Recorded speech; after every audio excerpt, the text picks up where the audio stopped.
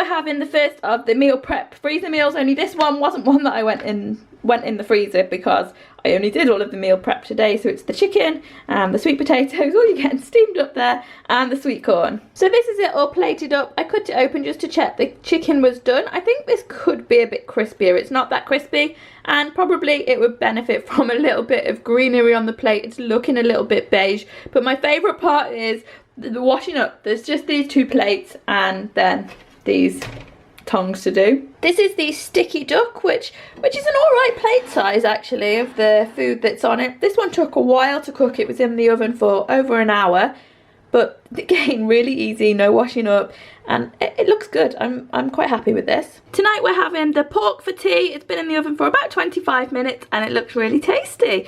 The potatoes took a little bit longer. We just had to poke those to make sure they're ready. The carrots too, but they're all soft and good to go. Tonight we're having the lemon chicken, and we decided to wrap the chicken up in tin foil because last night's dish there was a lot of liquid that had gone down into the vegetables and they were a bit on the soggy side. Tonight we're having this sausage casserole for tea. It is quite liquidy, so we're going to need to have it in bowls, but there's plenty in there. We're having the chicken and pancetta tonight. I'll show you this in the bowls because it has separated a little bit and I'm getting steamed up. I think it's the chicken soup that's made it separate. It tastes good, it's got all the flavour there, but I would do the sauce a little bit differently next time. Possibly I could have put this back onto the heat with a roux or some corn flour to thicken it up again, but it tastes good just as it is, but aesthetically it doesn't look that great in the bowl. Tonight we're having the vegetable chilli. This is actually one I have quite a lot. I don't usually freeze it, but I know that the recipe is a good one. This evening we're having the beef stew. So I've had it upside down and defrosting all day, and I'm going to put it in the oven now, 200 degrees for about 2 hours. It is mostly defrosted, but it's sticking together just a little bit, some of these bits. So I'm going to stir it in about 20 minutes. I'm just checking on my beef stew, and as you can see, it's quite liquidy. It's been in the oven for an hour and 10 minutes now. You know what, the meat though is so tender you might be able to eat it now. We're not actually ready for tea just yet.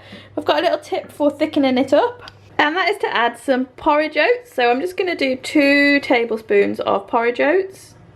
These are a bit smaller than tablespoons, so I'm going to do 3. You stir those in, and they just help thicken it. They bulk out, you don't really notice that they're there, and they make it nice and thick.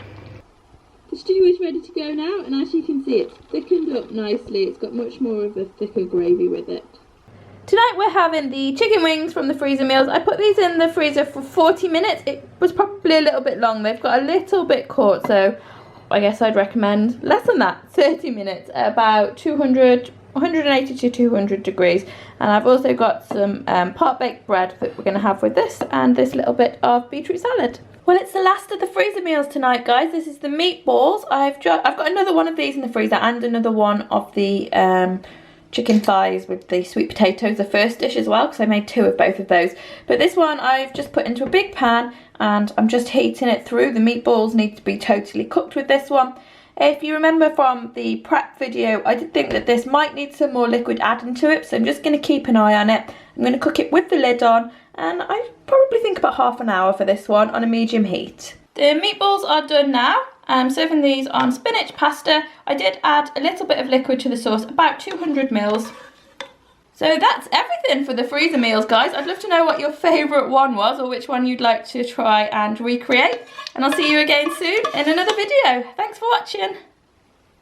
These are the 2 pizzas that we're having tonight. So we're going to have half each, and this one has got